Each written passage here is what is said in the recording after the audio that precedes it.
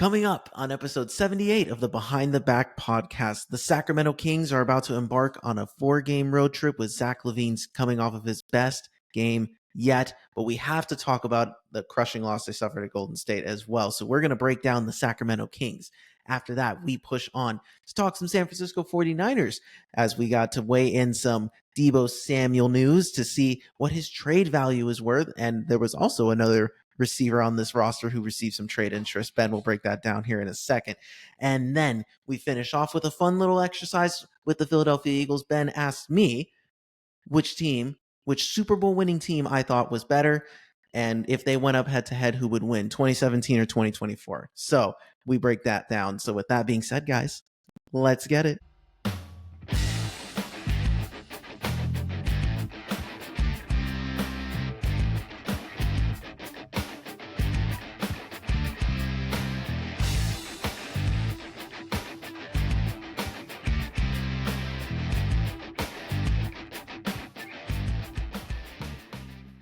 All right. Welcome back to another episode of the Behind the Back podcast. We are your hosts. I am Marcos Conan Negron, and beside me here, as always, is Ben, the Jet Rets. Ben, how are you, brother? How you doing?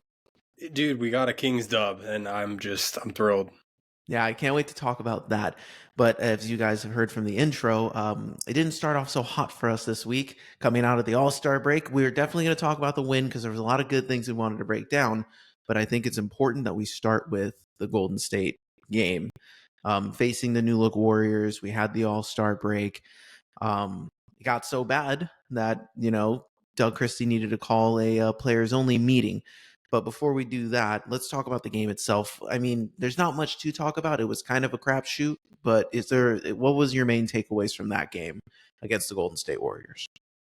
I was genuinely surprised. I anticipated this team to come out a little bit hotter out the gates, especially considering you had, the week off of rest, and you had at least one full practice in there with the entire team, opportunity to talk it over, to talk about rotations, to really kind of get to know what you're gunning for in the last third of the season. So I just expected this team to come out with a little more fight than they had in this game against Golden State. So it was a little bit frustrating to actually a lot of bit frustrating to watch this game unfold. Yeah, because, listen, this year we've had actually in recent games, the past 4 or 5 games against Golden State, we've had their number and it's come up with the same philosophy. But obviously this was the first time in the LaVine era. And it just felt clunky. It still felt like guys weren't sure where to be, who wanted to go where still. And maybe over the All-Star break, they didn't have as much time as we would have hoped together. The reports came from that they had a really good few practices after the Warriors game. So it still felt like that these guys were working through whatever. And I still think it was a product of trying to figure out rotations, figure out what works. But by the time that game got out of hand, it was too little, too late. And I mean, again, DeMar's frustration on the sidelines. Everyone looked upset. It's not. I think that's the thing too. When we talk about the Golden State loss. I think it's very. I don't know how to feel about that. It felt expected. It didn't feel like, oh man, I don't know how to feel about that loss because it didn't look. None of it looked good. And for me, I was like, this can't be the team. This can't be the finished product. It's going to come out a little bit better. Well, and see, for me, that's the red flag, because you're at a point now where you're gunning for the playoffs, but at the very least gunning for a play-in opportunity, right? And to have so much of a lack of identity in that game, and it being the freshest thing on our mind, it was very alarming. I mean, alarm bells were ringing at that point, because, when we talk about this team, if we were to just put it on paper, just give me this roster on paper, and we went player by player, and we compared our team to, let's just give a pool of 20 different teams, compare our team to their team, we could probably say that we have a better team than a lot of them, just on paper. But right, it's a lot of individual players, And in this game, it gave you the sense of it's a lot of individual players who are extremely talented, but ultimately don't work that well together. And that was the part that bugged me. And that was something that was one of my concerns going into this last stretch, was if they were able to mesh, and if they were able to mesh well enough to win these games against teams who have had, one big move, but it's a move that made a lot of sense for them. Golden State picking up Jimmy Butler, that's an easy piece to bring in and just, kick it off hot. Jimmy is the kind of guy he's going to bring his game, and you're going to kind of play around him. And there's not much of an adjustment that kind of, happens there. The Kings added, 3 key pieces at the trade deadline, and you lose your 100% playmaker. So the growing pains were going to happen. Yeah. And again, it's just a matter of utilization. I think this team, what they really needed to figure out is, I think they forgot what their strengths were. And with all these new pieces, you never know. They're like, oh, what are our strengths now? And I think if we pivot over to the Charlotte game where they won, where they dominated, right? We saw that identity kind of come into fold a little bit. And part of that could have been, okay, Zach LaVine finally decided to hunt his shot and be extremely aggressive. He finished with 42 points off of 16 and 19 shooting, 8 and 9 from 3. Unbelievable. But I don't think that's the way the way this game started. Was we were operating in the old fashion of getting Domas and being the lead, like you had asked for in the last pod. You're like, I don't understand why we went away from the thing that made our offense historic. And I think the Kings realized that a little bit. It's interesting when we talk about the absence of Fox.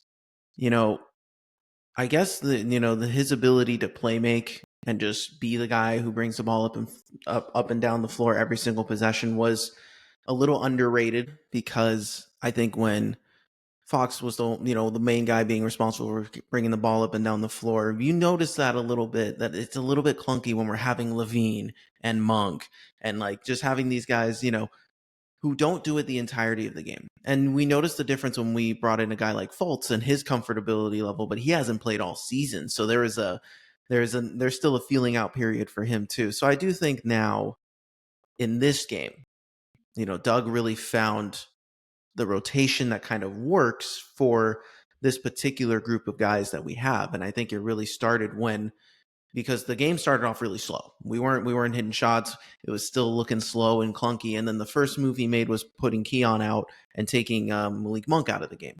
And one thing I noticed is then the rest of the subs came in and rotations were coming in. It allowed Christie to stagger the top 3: Malik Monk, LaVine, and DeRozan. And I do think that was really important to have a Keon or a Markelle Fultz in with any combination of 2 out of those 3 starters in at that time. And I do think that gives us the best combination of versatility. That I do think actually having Markelle Fultz alongside Keon Ellis makes this even easier and provides fresher bodies to consistently be in there. That was one thing I really liked about the Charlotte game. But what was some things to you that stood out to this game that maybe trended in the right direction from the Warriors game? One thing I do want to build off of you here is that quick rotation and going essentially 8 or 9 men deep in the first quarter. It can be a bad thing. It worked out in this game, but by doing that, sometimes you're not allowing guys to get a feel for the game early on. And one of the biggest reasons why, teams come in and scorch the Kings from 3 is because we let them feel comfortable, early on in the game. You let them get these 2 or 3 open 3-point shots, or even just open jumpers in general, the warm-up jumpers. They're going to feel pretty good. And they're going to start, pulling them from even deeper and even more contested. And a lot of that is due to finding a rhythm in a game.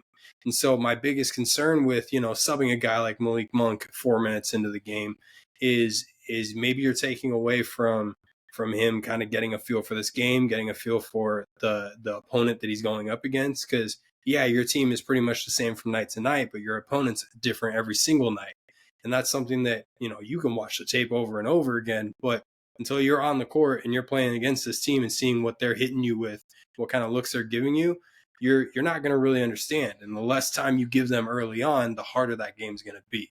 However, it did work really well in this game. I think that they kind of caught the Hornets a little flat-footed there, and by consistently, giving fresh bodies on the court like that for the Kings, we were running the Hornets all over the court. And Miles Bridges, who started off this game extremely hot, he slowed way down for the rest of the game because he was having to chase the entire game.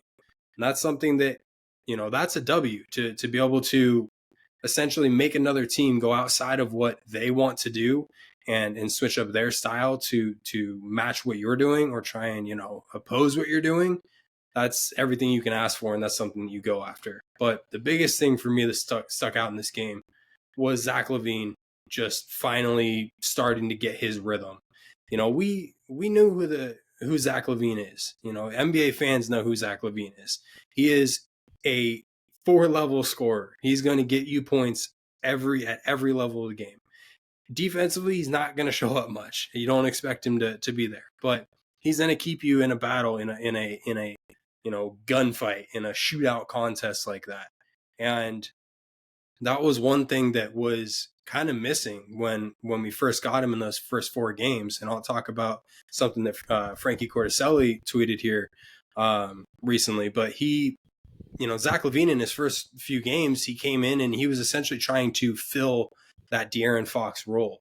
And it was upsetting because it was like, Zach, you are such a different player than De'Aaron Fox. You are in a lot of ways a better shooter than De'Aaron Fox. And that's going to completely open up the court for the rest of the team. So for him to try and play that playmaker role that De'Aaron Fox was playing so well, it took away from a lot of the hottest aspects and the best aspects of Zach LaVine's game. And that's something that we started seeing get better in these last 4 games. And I'll kind of build on that with Frankie Corticelli, who tweeted Zach LaVine's first 4 games with the Kings, he averaged 18.5 points, 3.3 rebounds, and 3.3 assists on 42% field goal, but 19% from 3. I don't even have to look. I can tell you that is a career low for Zach LaVine. I don't think even when he was a middle schooler, I don't think he was shooting 19% from 3. But over his last 4 games, he's all the way up to 27.5 points, 3.3 rebounds, same as he was, and then 5.5 assists on 55% shooting and 47% from 3. So he's finding that comfort finally, and he's finding his place in the Kings offense. And that's something that is going to be a massive key, not just, for this Hornets game, but for this stretch going forward. And if you end up holding on to Zach LaVine for the future, it's going to play a key part here to see how he meshes in this last third of the season. Yeah, and the confidence in which he was shooting yesterday was awesome to see. And it was something that, like, when you compare it to someone like Fox, it's totally different. Fox is downhill style. And yeah, Fox could cook from 3 when he was going, but to see LaVine just he's pulling up against, on double teams, and jacking it up from 3 and just it's going in. I was like, this is a type of heat, a hot streak that we don't really get to see that often from a player who can operate on all 3 levels like that. So I thought it was cool. All the ways he attacked, he was, attacking the rookies when he knew he had a mismatch. He was just going one-on-one and attacking the basket. He got a cool alley-oop from DeMar early to start, and then he was just hitting every shot and taking aggressive shots, and I was completely okay with it. LaVine looks, it's something I have to get used to because I'm not used to seeing a player like him kind of look as smooth as he did today. So I was or the other day. So I was happy to see his breakout performance in a way that, like, I think that kind of said, like, okay, my I'm here moment, you guys can trust me to let me shoulder the load. So I think it was a really good coming out game. One other thing that really stuck out to me in this game was when, again, Doug seeming to figure out the rotations a little bit, but our depth really showed up in this one. Like, being able to go 10 deep, especially Keon, exited this game. He rolled his ankle on Yusuf Nurkic. I want to say it was like midway through the second. And he was out the rest of the game. But We're playing Jake LaRavia. We're playing Trey Lyles is getting heat. Trey Lyles, that was the surprising part to me, was Trey Lyles was our 10th guy. All of a sudden, he's fallen out of the rotation a little bit, which was surprising to me because I thought it was going to be a little bit more even. Um, but I'm also not that upset about it. Trey, I think there's going to be a way where Trey will get more minutes a little bit more consistently, especially depending on certain days, like back to backs, all that stuff that remains to be seen. But I do think that having him and LaRavia out there together on the bench provides us some much needed size, especially when you're pairing them with Jonas. All of a sudden, we have this huge bench that is versatile and can keep Domas and these starters off the floor.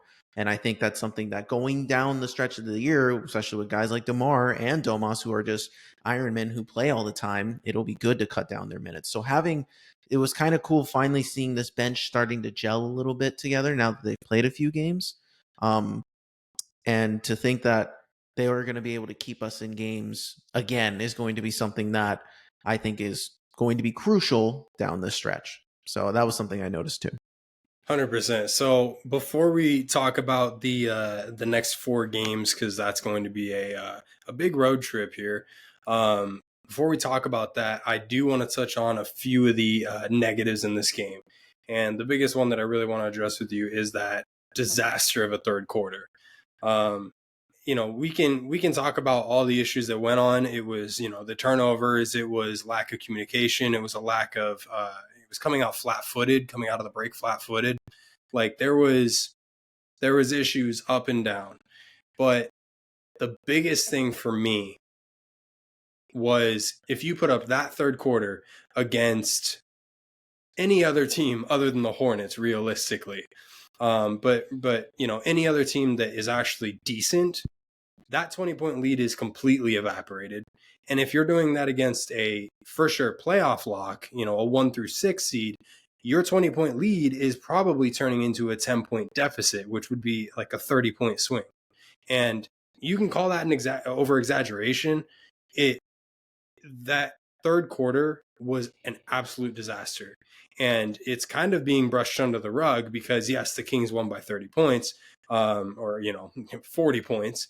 But the biggest thing is like this could have been so bad if this third quarter happened and they went down by a ton and lost this game. Then the conversation is completely different. Like, yeah, we get to kind of brush this under the rug and move on from this third quarter, sure, but you just when you have the 4th toughest strength of schedule left, you can't be putting up third quarters or any quarter like that and expect to win a game and then expect to, put yourself in a spot to make a play-in or playoff push. Okay, so I understand your side of it and I understand what you're trying to say, but I don't think it's so black and white. I do agree that in that third quarter, when we entered the half, we were up 20. And by the end of the third quarter, we were up 16, I believe is what it was. And there was sometimes there with all those turnovers that we were teetering on the 9 to 11 point range and how much our lead was. But the thing was, despite how ugly it was for us, we didn't let it get any worse and we stopped the bleeding. And I do think for this particular group that still hasn't learned to fight through adversity together, I think, again, it is the Hornets. So I do think that we lucked into having this kind of quarter against them. So then if we run into similar issues against better teams, we're going to know how to kind of address it. These guys are going to know how to address it together now. And I do think that I'm not trying to minimize it because I agree we can't have sloppy quarters like this. That's been a trend of ours all year with whatever team we've fielded out there. We've always had one quarter a game where it's just ugly. And I agree. That's I think that's one of the main reasons we are just a 1 game over 500 and why we've been so inconsistent this year, because we haven't been able to put in a full game of solid basketball. So I do think that will continue to hold us back. But I do think that in a way, that kind of struggle in the third was good, especially with how they finished that quarter and just exploded in the last 2 minutes and just kind of took out any of that gas that Charlotte had. I thought that was a positive for it. But I do agree that against these tougher teams, we're definitely going to struggle, and it's going to be a lot. It's going to be, instead of us holding them off by 10, they're going to be right there the whole time, and it goes back to a back and forth game. So I do think that the main thing is, if these guys just figure out this offense, if guys like LaVine just stays aggressive, these guys run the ball, run through Domas and get more, they can be more creative now. They need to stop trying to get cute with it and go with their strengths and know what they're capable of. This offense can attack you in multiple different ways. We've just decided to attack as an ISO team for the past month and a half, and it just hasn't worked out that well for us. So that'll be the question: is will they add anything to it? Will as they get more comfortable, as guys get more comfortable, I just wonder how much more productive this offense is going to look. So that's kind of my takeaways from the negatives of that game. So let's get into this 4-game road trip here. You've got Utah tonight, you've got the Rockets on Saturday, and then Dallas on Monday. Now, Utah, it's gonna be a game that you gotta win, right? You should win. They're better than Charlotte. Well, they're about the same. I mean, they have the same amount of wins, and they are dead last in the Western Conference. So, when I look at the Jazz, they're a team who also lacks an identity. They have a star player in Lauri Markkanen, but they're not really, utilizing him the way that they should be. So I want to see the, biggest thing for me to see the Kings in this one is I want to see them completely take Lauri Markkanen out of the equation. I don't want Lauri Markkanen to have an ounce of space. I don't want him to have, any impact on this game. And I want him to be out of the equation. And I want other role players for the Jazz to, be forced to beat the Kings. Because if I'm being honest, I don't see any way that the Utah Jazz role players in this game are going to outgun the Kings. If the Kings continue to play the offense that they have done. So, what about you? How are you feeling about this Utah game? Utah game, I'm feeling good. I do think what I like about this 4-game road trip is that it's kind of like each game we're playing is almost like a tier above the next, in a way that it helps us. Like, yes, the Hornets have the same record as the Jazz, but I do think talent-wise, the Jazz have more pieces. You have Lauri Markkanen, Jordan Clarkson, John Collins. Like, you have good pieces there. And the Hornets were dealing with a ton of injuries. It was just LaMelo that we really had to worry about. So I do think this provides an extra test. So now we get to step up a little bit. And Utah does have some size. So this will put our new size to the test too, how these guys can operate. So I'm confident, but Fox was always a huge part against Utah. He was always a Utah killer per se. Him and Colin Sexton would really go after each other. So it'll really be interesting to see who really stands out in this matchup, who gets going. Will Zach LaVine just continue to cook? Now that he's had the momentum of being able to stay more than 2 days in Sacramento. So hopefully, these guys can come together on the road, which is where they have just spent a lot of time together over this, past, couple weeks, has been on the road. And now that they've gotten a chance to mesh and play better, will they follow up with some wins here? So Utah, I think, is a perfect place to start, given the rest of the road trip that we have ahead of us. So if we move on from that one, we're looking at Dallas. We're looking at the Rockets right after that. So the Rockets is an interesting game. We've beaten them the last 2 times that we've played them. In the first 2 matchups of the season, the Kings found a way to get the job done against the Rockets. The Rockets, in both of those last matchups, were cooking. They were on streaks, and they were looking really good. Right now, the Rockets are 3-7 in their last 10 games. So they've run into a little bit of a wall. They've run into some turbulence, right? And they've got to kind of overcome some issues that they're seeing right now. This is a perfect opportunity to go up 3-0 on this team. And, you've got their number. Sengun, I don't think, can match up against Sabonis. We haven't seen it. He's gotten close with Sabonis, but Sabonis is still too much for Sengun to handle right now. Mm-hmm. And as far as, the point guard to point guard, I want to see the Kings outgun every single team the rest of the way because I don't believe in them defensively. And I think that the only chance that they do stand is if they continue to facilitate things through Domantas Sabonis. So for the Rockets game, I'm anticipating and I'm hoping that Domas has a monster game as he's had before. And I want to see everything move through Sabonis in that game. I want to see a lot of rim runs. I want to see a lot of that drive and kick out style play that the Kings have done really well prior to. And I want to see them kind of get back to that style offense because that's the offense that's going to ultimately win this game against the Rockets if you want to go out and make a statement like that.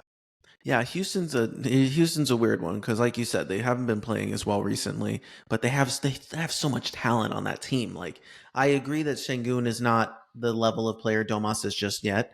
Don't know how he was the All Star, but either way, I do think this is also going to be a big this is going to be a big Jonas game. I do think that Valanciunas is the kind of guy who, if Domas doesn't get off to the hottest start, you're going to be able to implement him in there and just bully the crap out of their young bigs, and he's going to make life a problem for a lot of these guys.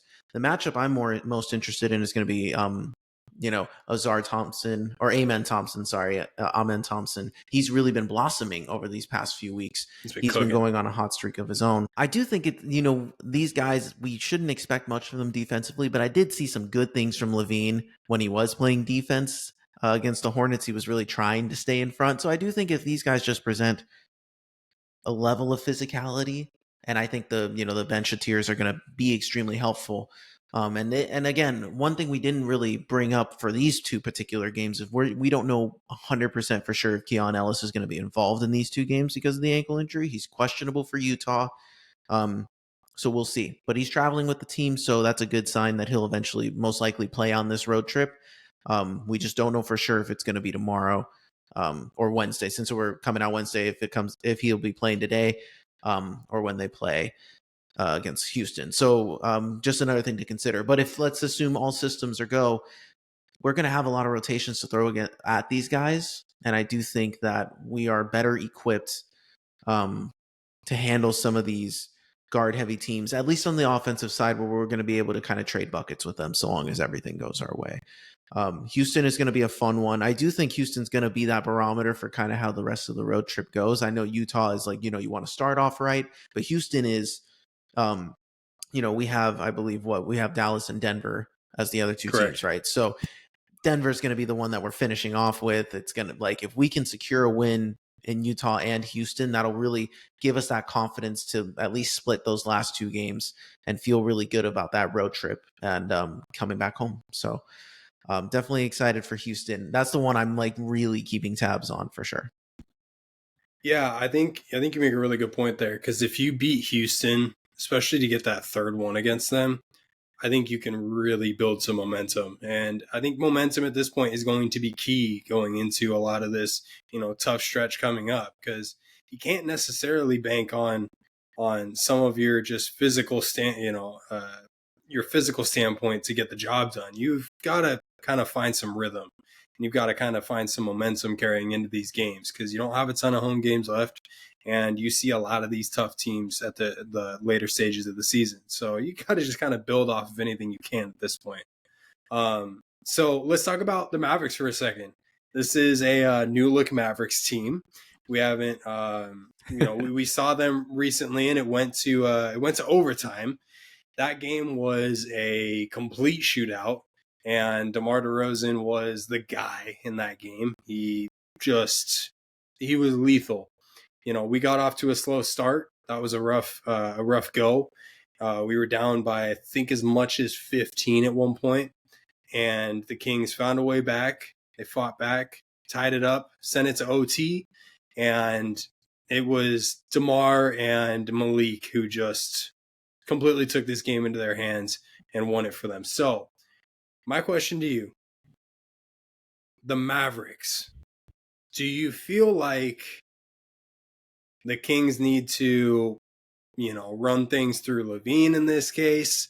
Where do you think the weak point with the Mavericks is? Where do you think we need to attack them the most? I do think this is a good Domas game, at least to have him be the stabilizing force. I do think LaVine can get going in this game. Um, but the Mavs are a weird team because they have weird players that like to go off against us, like Spencer Dinwiddie. He's annoying against us for some reason.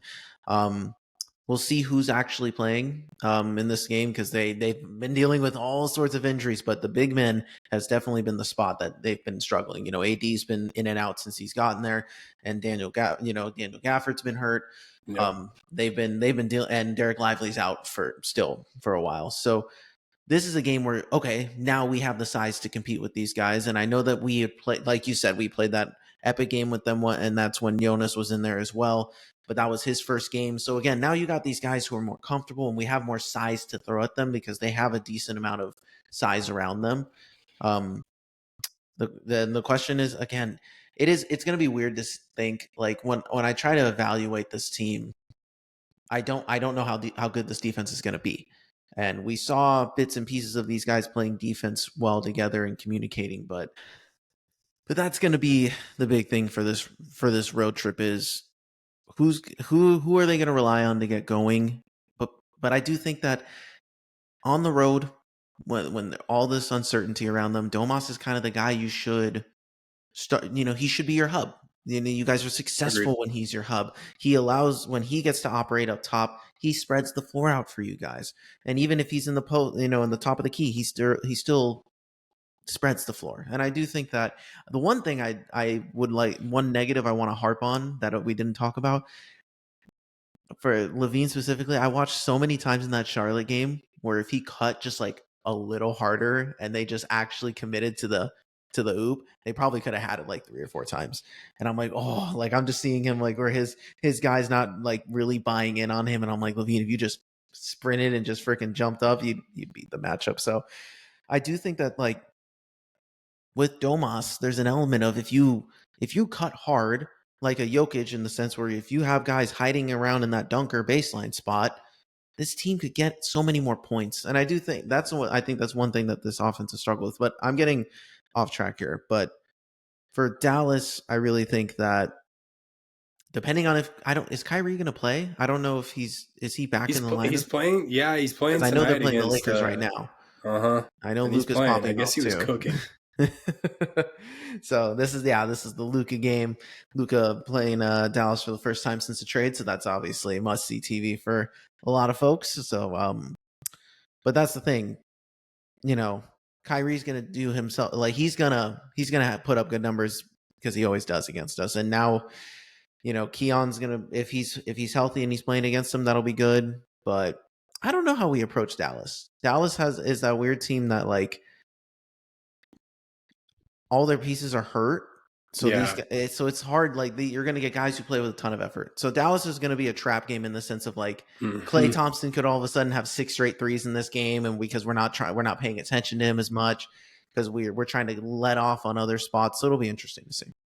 Yeah, and it's interesting to consider the Mavs a trap game, but it's for that reason. Just with so many moving pieces, so many different guys that are seeing minutes they wouldn't ordinarily see. It's one of those games where you can fall into a hole because they've just come out, a little bit hotter and a little bit more ready to go. So let's pivot to the last game of the road trip here before we wrap things up with the Kings. This one's going to be tough, Marcos. We got Denver in the Mile High, and that's going to be a tough one. I think we're probably going to be able to talk about that one before, or rather in the next pod. I think that'll happen before this game against Denver. But I'm already kind of highlighting it because the last couple times we played Denver, it hasn't looked very good. Yes, but I wonder now, like, now we have more physicality to throw at a guy like Jokic. So I really Mm-hmm. do wonder if that helps at all. That's a good Um, point. And defensively, they're an up and down ish team. They're forced to play Russell Westbrook because he's their connector, even though he's not the best player in that starting five. Jamal Murray's been inconsistent because Jamal Murray is not a regular season guy; he's a playoff guy. And so that game, I think, is going to come down to Jokic. Obviously, cooked us last time, but I do think now, if we want to throw Valanciunas on him for the physical aspect, he's going to have a much harder time attacking the paint and getting in there. If they're going to attack us, Jokic is going to have to be from the outside, from top of the key 3-point range, force him out of the paint and force him to make tougher passes to beat us. So if we can play our game, control the tempo, the thing about Denver is we always hang with Denver because they don't like to do the sprinting up and down the court. They go at Jokic's pace. So if we can control that pace, then we always stand a good chance against them. That was the advantage that we had with Fox on this team. So if we can learn to just push the ball off the floor, create turnovers, create mayhem against Denver, that'd be an awesome way to finish the road trip. I'm not saying that that's going to happen because Denver is playing better ball than we are right now, but it's not out of the realm of possibility. Doug will actually have a game plan in store defensively, specifically for this matchup against Jokic. Now that listen, this next stretch is going to be all about Doug and how he controls rotations. Can he get these guys appear to be buying in now, especially after the players only meeting, but this road trip's going to teach us a lot about this team because, the competition's it's going to be a little tougher as they go. And it'll be a test of we need to make this push now. And we can't afford to fall behind anymore. We can't afford to be playing with the middle like we always do. We're always in this spot where we're right in the play-in range. We win a couple, we lose a couple, we win a few more. And it's just this never-ending dance with 500 that we're always stuck on.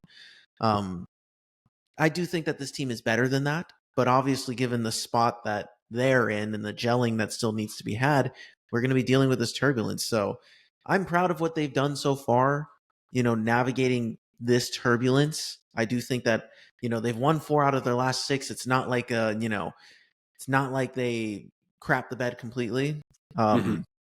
Over the last 10, they're 5-5 though. So I'm not going to pretend let's keep the context there, but they're playing better ball now.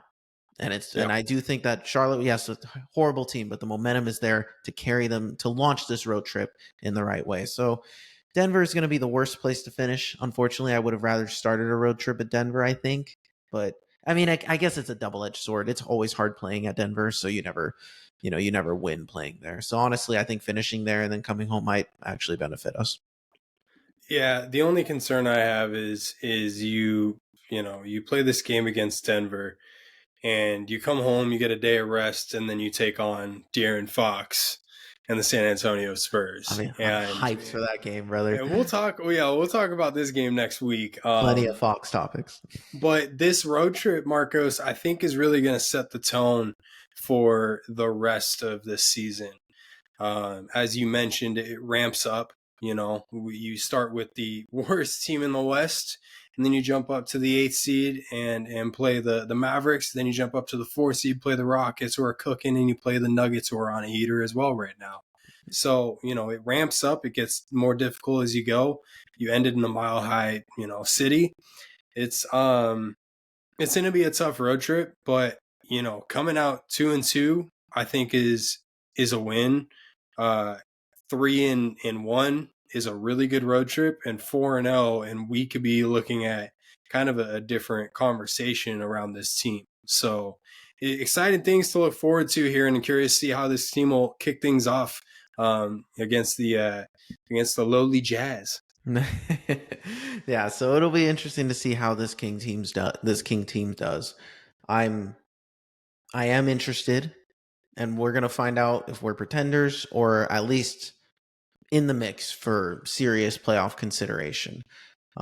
Anything can happen once you get in the play-in, and that seems to be our destiny. So long as if we continue this 500 trend, I do think given the rest of the West, that's going to be enough to get the job done. Just barely though. So it'll be something to navigate, but it's only 4 games, but these next 4 games, this road trip's going to teach us everything we need to know about this version of the Kings now that the momentum and the gelling is starting to happen now. Yep. All right, so let us push on over to some football. We had some interesting offseason conversations that we just wanted to talk about real quick. But now that we're in the thick of it in the NBA season, it's good to be back on the Kings bandwagon and talking about potentially a playoff team. That's what we're hoping for. So we'll be right back. We're going to be talking some football. All right, we are back to talk some football. We're here to talk about some San Francisco 49ers. Ben, I feel like I haven't said that in a minute, talking about the 49ers. I know. So there's a couple topics that we can talk about, but I do think there was a particular wide receiver, and it's not the usual suspect that we were talking about all last year, but it's your boy Deebo. So do you want to talk about, obviously for those who don't know, Deebo has requested a trade from the 49ers. I believe that happened last week, a full week ago. They gave him permission to seek a trade. So what do you think now that it's been a week and the combine's happening? This is where the agents and stuff, this is where they have their conversations, their illegal tampering season is here. What do you think, is the trade market for Deebo nowadays? It's tough because initially the reports coming out were that multiple teams had expressed interest in Deebo, and they've reached out to the Niners and kind of had some preliminary conversations about that. But recently, it sounds like the conversation, regarding a package for Deebo has been pretty lowball. There's been some pretty lowball offers, considering that most teams reportedly expect the Niners to, release him June 1st. So it'll be one of those post June 1st. So that's kind of tough, knowing that that's in the back of every team's mind. They kind of know the situation. It's one of those things you gotta kind of weigh your options and see, do you take an earlier offer that's on the table, when things open up here, and take the first one that really catches your eye before it potentially goes away, and you don't get anything for him. So it's going to be interesting. We're going to have to kind of monitor this as things go on during this offseason, because these conversations, I mean, it can ramp up quick. Deebo, I want to kind of have this conversation about Deebo for a couple minutes, because I don't think he's done. I think he's still got juice to him, but I don't think it's with the Niners. I think that he's pretty much expelled every bit of, physical and mental, just energy that he has towards this Niners team. And, having lost 2 Super Bowls now with the Niners and gone to multiple NFC Championship games, gone through the bangs and bruises of seasons with these guys. Yeah, it was incredible and it was a hell of a run, but it's exhausting when you have to play all these, playoff games and know that the biggest wall of them all is the very last game that you'll play in that season, and having run into that wall and not, gone through it or gone over it twice now it's tough. So I think the change of scenery is needed on both parties, including the 49ers. The 49ers seem to be trending in a direction of wanting to get more youth in the building and kind of kickstart this, retool process. We talked about it being whether it being a rebuild or a retool, and we both kind of agreed it's more so a retool with this 49ers team. And it seems like that trend is going to be getting some youth in the building at key positions, and one of them could be that wide receiver position. So we'll monitor it as the offseason progresses here. But as it sounds, there isn't much of a trade market for Deebo, and I don't anticipate getting much for him, considering everybody knows the ultimate plan for Deebo is to move on. Both parties are interested in moving on. Right. And like you said, that post June 1st makes it all the more complicated in terms of trading.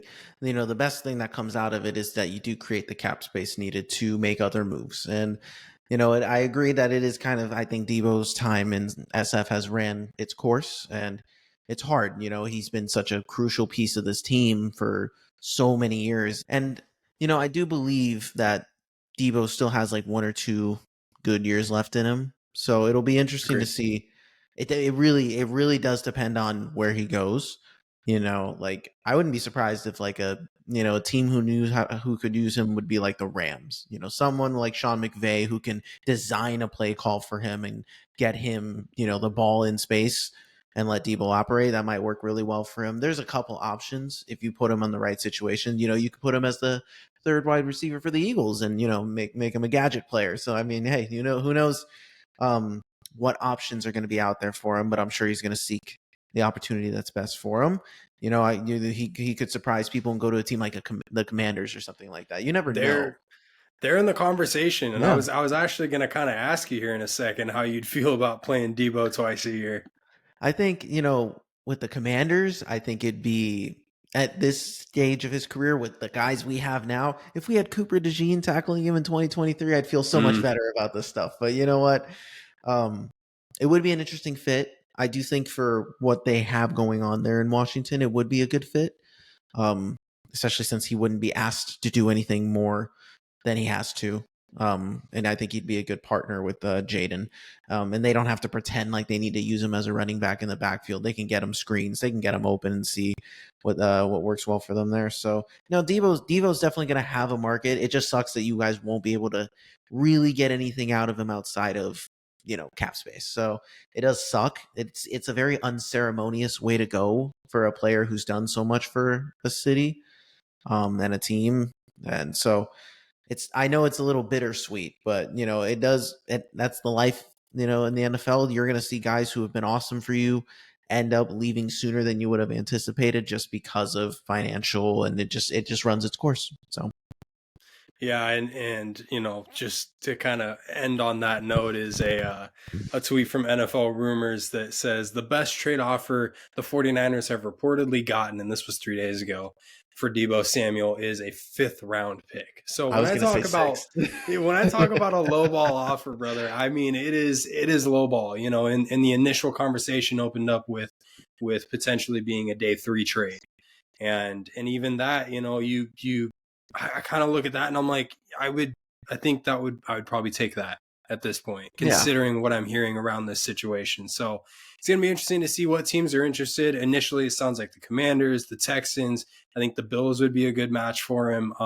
There's teams out there that could make a little bit of a push for him, but again, it's not going to be much of a push because ultimately the Niners are most likely going to be releasing him. So a little bit frustrating, but we'll pivot here to our other wide receiver because Marcos, you said, Brandon Ayuk, that should be the guy who's involved in these trade rumors, right? Based on last year, but you were kind of right. So some teams have been quote unquote poking around regarding Brandon Ayuk, but the Niners have no intention of moving Brandon Ayuk per Diana Rossini. So, this is an interesting topic because when the Niners drafted Ricky Pearsall, I came on this podcast and we talked about that move. And initially, like when we were texting, I was like, why the hell didn't we take DeJean? I wanted Cooper DeJean. That was my cornerback, and look at him pop off in the Super Bowl. Anyway, it's fine. I'll just cry myself to sleep at night. But taking Ricky Pearsall, I saw the vision, at least I thought. And that was that your top 2 receivers were going to ultimately be Brandon Ayuk, Ricky Pearsall. Then this season played out, and now I'm like, okay, Brandon Ayuk, Juwan Jennings, and Ricky Pearsall. And that wide receiver trio, I'm not mad at that. No, it's a nasty trio. Yeah, so I'm looking at this, Brandon Ayuk, teams poking around to see his availability. And look, I don't even want to have too much of a conversation about it because ultimately it's not going to happen. The thing is he's coming off of a massive knee injury that completely changes, some players' careers. So Brandon Ayuk is going through a really good offseason in terms of, coming back from that injury, and he's progressing well. He's going through his what's it called? The post-injury. The rehab? I'm blanking on thank you. He's going through his rehab right now. and it's reportedly going really well. So that's everything you can hope for. I don't anticipate teams to be poking around too much because ultimately the Niners, you pay this guy because you wanted him to be a part of your team for a number of years. You go through this negotiation process that was all last season, took the entirety of last season, ultimately because you wanted him to be a part of your team for the long term. So after getting a half of a season with him after that massive contract, I seriously doubt, unless the Niners get a offer that they genuinely just cannot pass up, I seriously doubt that Brandon Ayuk is going to be on the move this offseason. Yeah, same. I couldn't imagine a world where they would get rid of him. But you know what? In the business of the NFL, when you have a player like Ayuk, it is always good to gauge the market. You know, there's going to be calls no matter on every player in the NFL to say, hey, what would it be? You know, we're just Right. curious. You know, what do you feel like today? So that's, if anything, that's a good sign. I think that, that means BA is still going to get that level of attention. Hopefully he comes back good to go. Based off of the reports you're saying, it sounds like it's going to be good news. So that's good to hear. But, that's funny. It's a funny conversation to think about.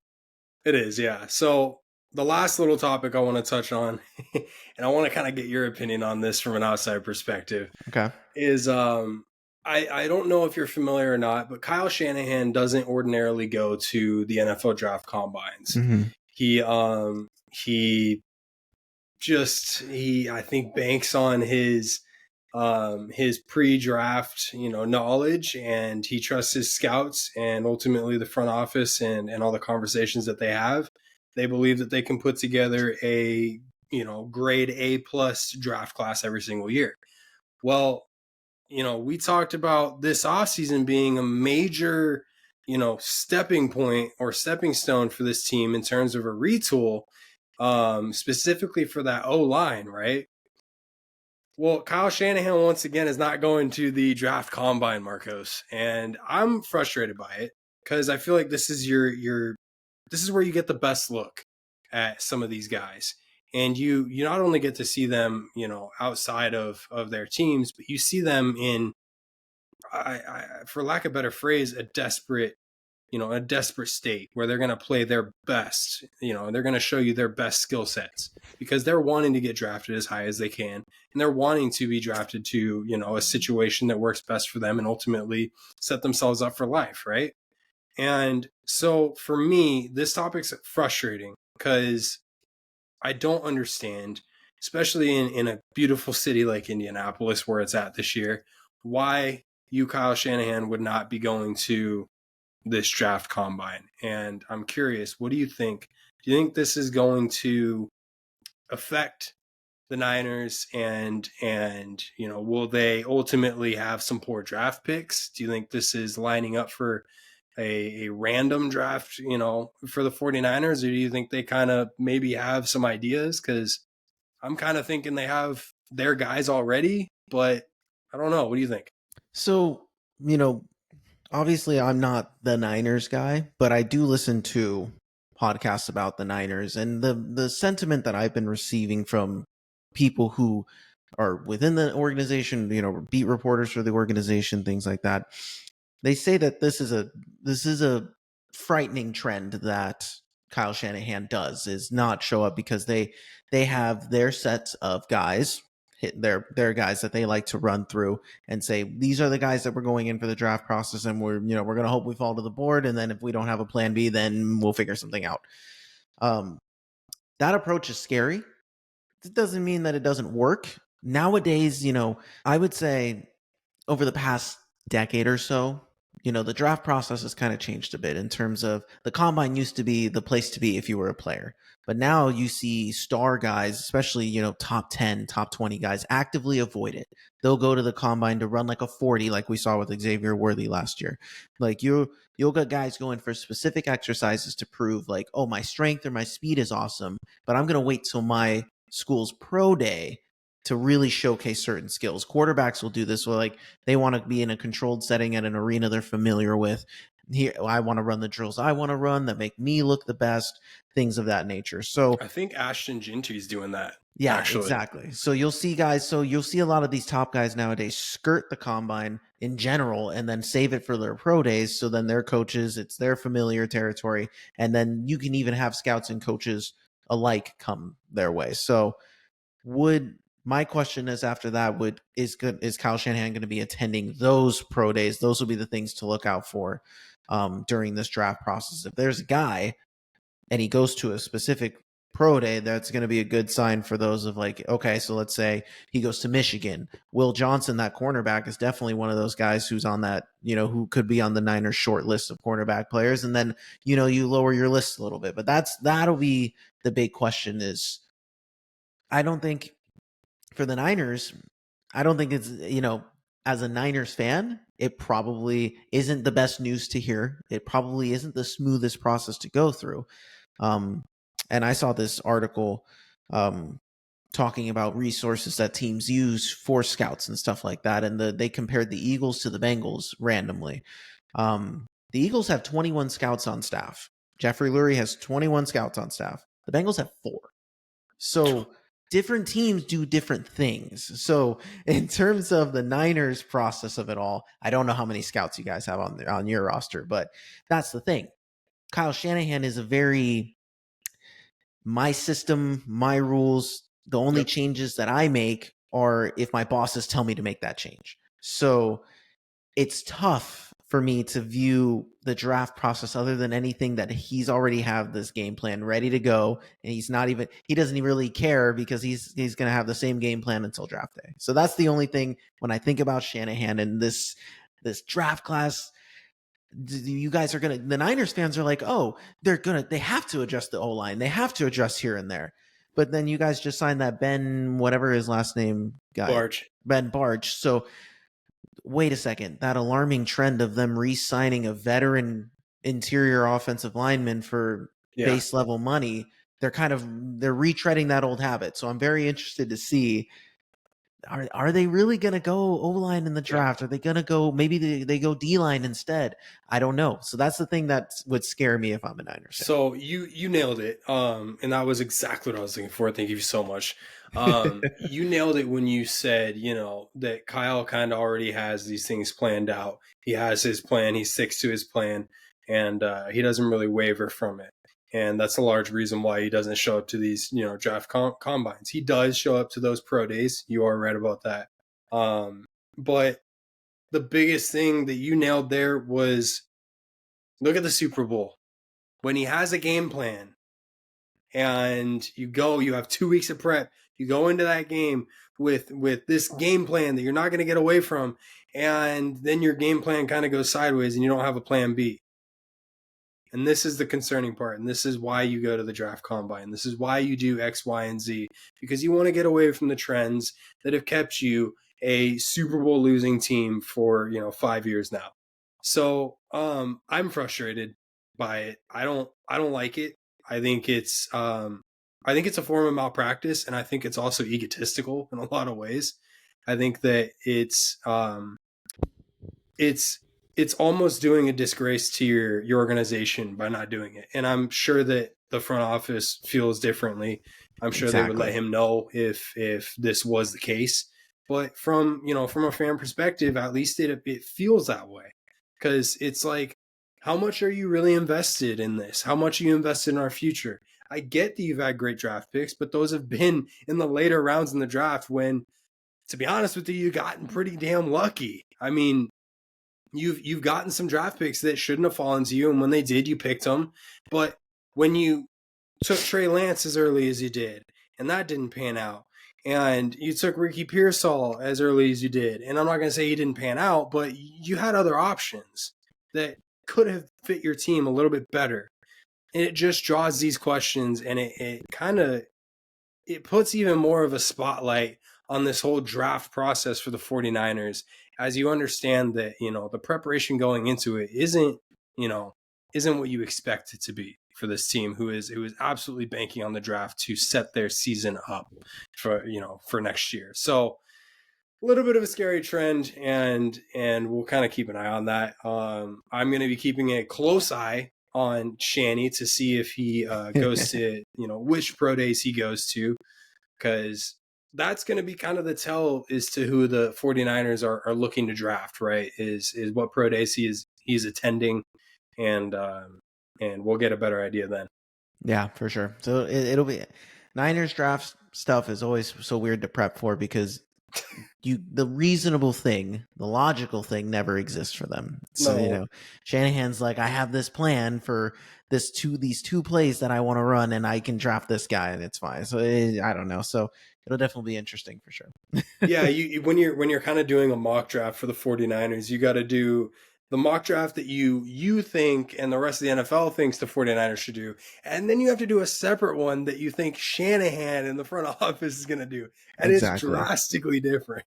Yeah. And, it leads, I do think especially if things don't work out. If the worst happens Yeah. and next year is just another flop, the Niners fans are going to start to really feel that disconnect. They're going to start to feel like, okay, have we given Kyle too much power over these years? Do we need to put a rein on him and his what his overarching say is?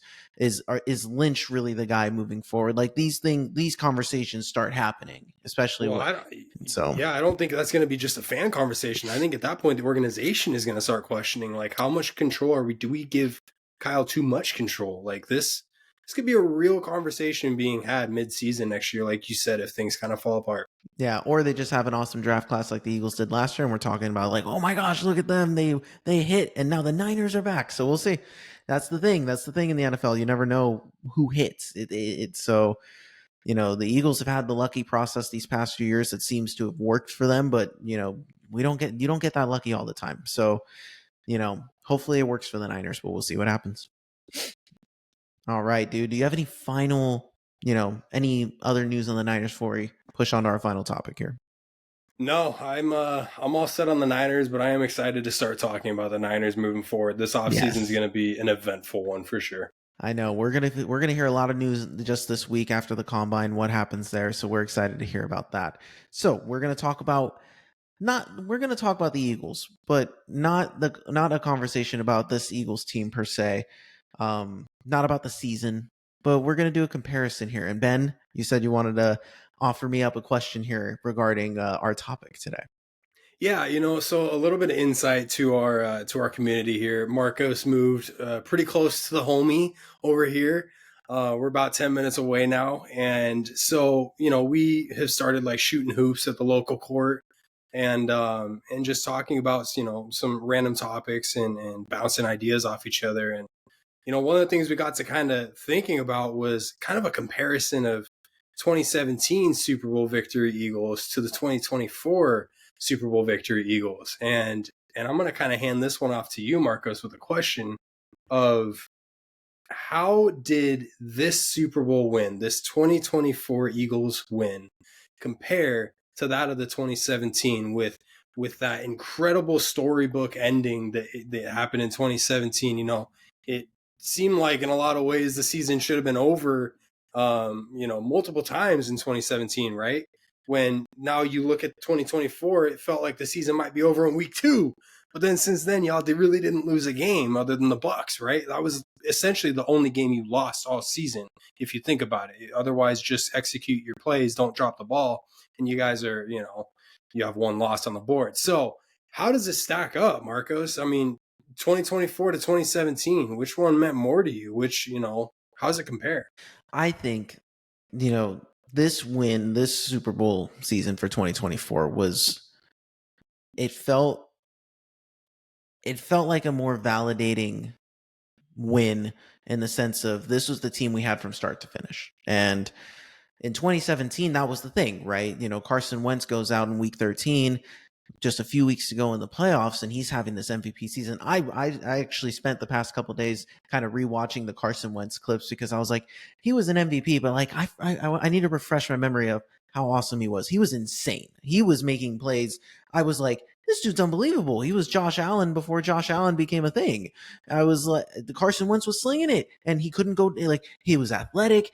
This dude was having an MVP season. This offense was cooking. That Eagles team was awesome. Unbelievable. They were the second best offense and the fourth best defense. They were a top 5 team from start to finish. And you had the MVP caliber play out of Carson Wentz.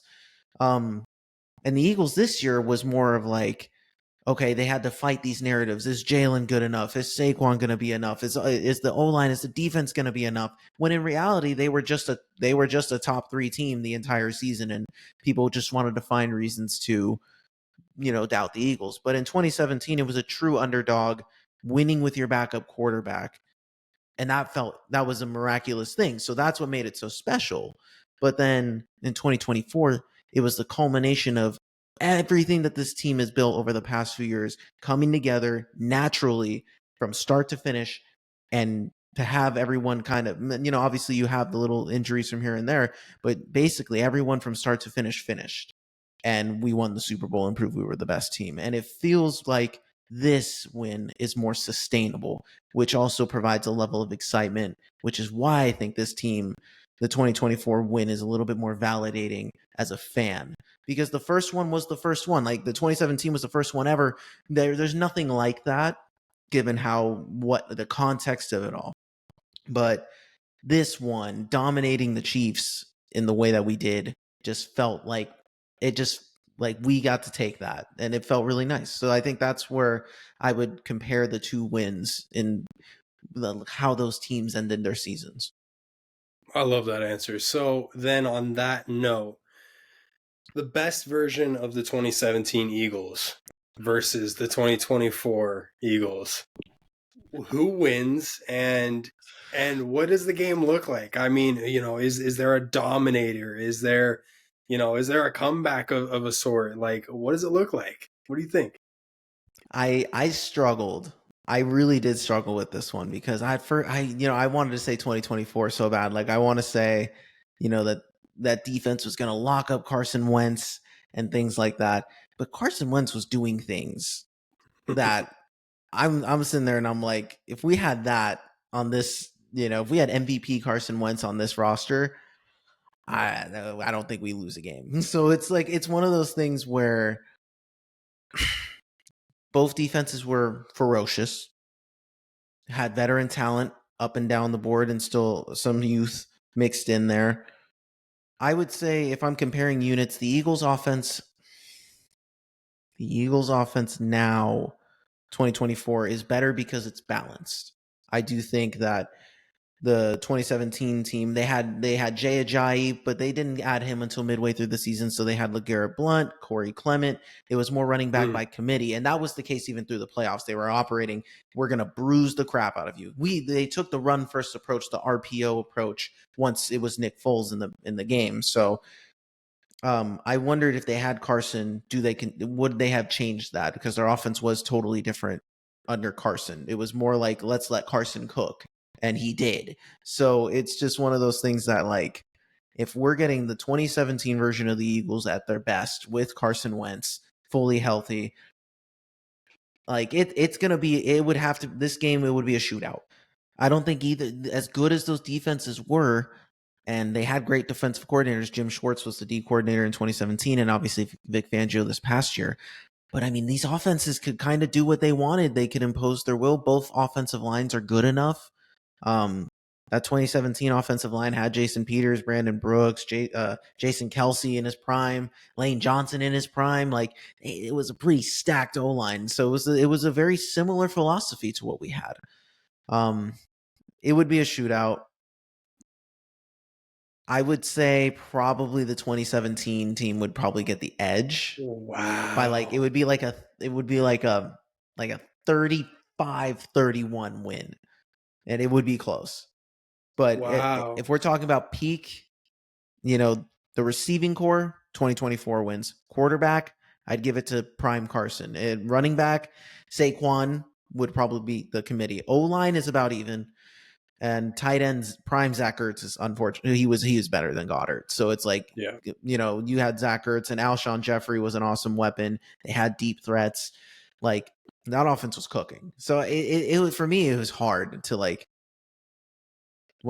was hard to pick against that offense at the time because they were something super special. But this Eagles offense of this year, would they have been able to run all over them? That would have been the question. And I do think that our receivers would have been bullying the crap out of the 2017 cornerbacks that we had.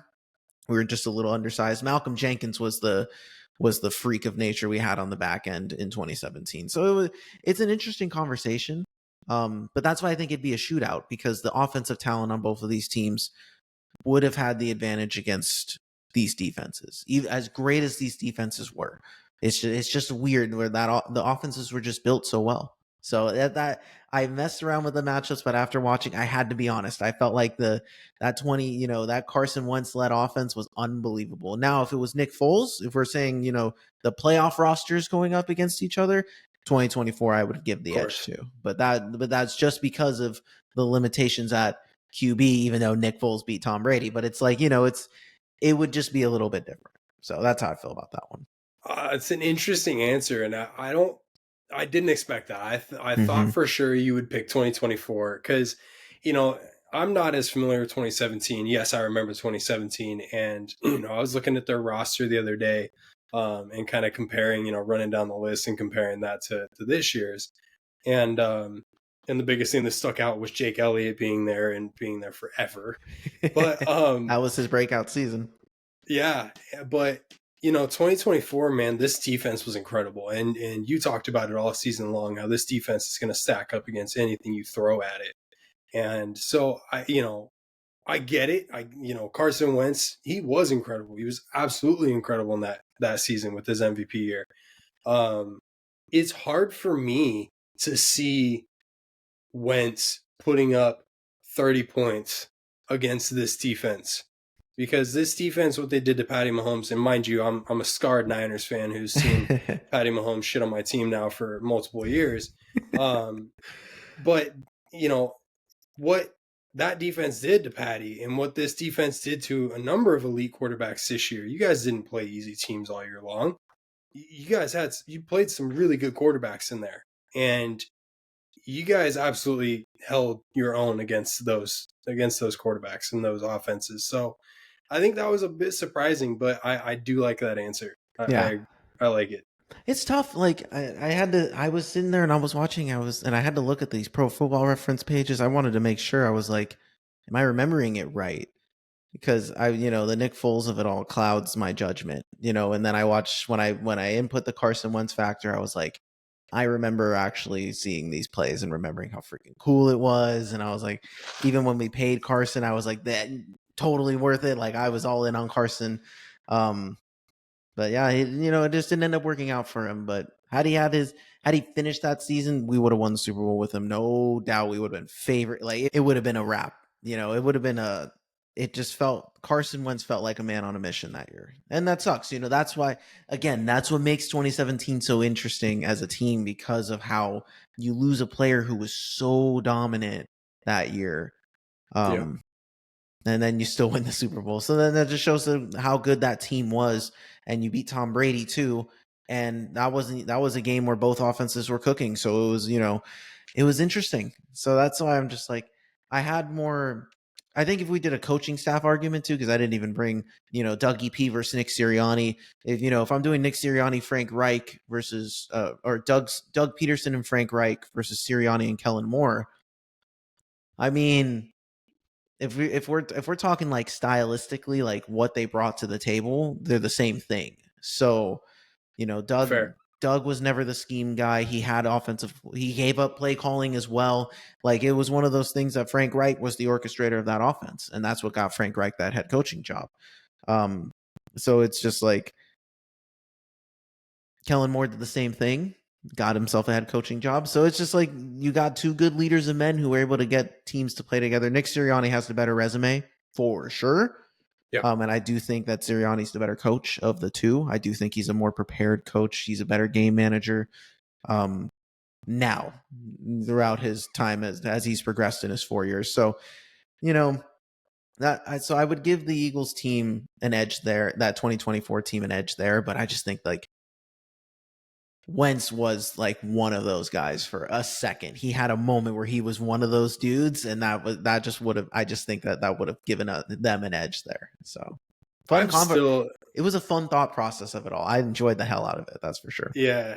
And that was the whole point. I wanted to get your brain rattling, and I love hearing you go in depth about it. But man, Carson Wentz is still to me one of the more unfortunate stories, just an incredible start like that and then run into the injury bug and just never really being the same ever since. And the situations is kind of a thing as well, right? But really unfortunate. But yeah, man, that interesting hearing your answers, because the first question of me asking you to which win was more important, I for sure thought you were going 2017, and then based on who I thought was going to win that, I thought you were going 2024. So I love your answers. They make total sense, and it's interesting hearing it from a diehard Eagles fan. Yeah, no matter what, number one, still my guy. He's still my Super Bowl winning quarterback. But I do, if my unbiased, biased opinion on Philly, it's just like one of those things where I really wanted to be objective when when talking about this, because I had to go back and just like relive it again and remember. I was like, oh yeah, this team was like that good in 2017, and what they weren't lucky, they were good. So, yeah, it was definitely fun for sure. So that was cool. I appreciate you, doing the exercise. It was fun. Yeah, one look to kind of end that point. You don't get lucky against Tom Brady. I mean, especially on that stage that he was all too familiar with. So Yeah, Tom Brady and Patrick Mahomes as your two wins in the Super Bowl as a franchise. It's a pretty good deal. So, yep, yep. all right, my brother. I think we're gonna cap it off here. Any final thoughts before we head on out here? Nah, man. Let's light the beam though. That's right, like the beam, baby. Hopefully, let's kick off this road trip strong. Yes, So, sir. with that being said, this was episode 78 of the Behind the Back podcast. You can hit us up at behindthebackpod13 at gmail.com. Hit us up on any of our social medias that are located up above for all you audio listeners out there. Descriptions to each are down in the links below. Please give us a like, subscribe, rate, review, and follow. We are growing each and every week, and we appreciate you guys growing along with us for the ride. The ever-changing circumstances. This show's only got so much more to go, so we're really looking forward to it, and we appreciate every single one of you guys. So I am Marcos Conan Negron. Beside me here, as always, is Ben the Jet Reds. that's right. All right, y'all. We love y'all. We will talk to you next week. Peace. Peace.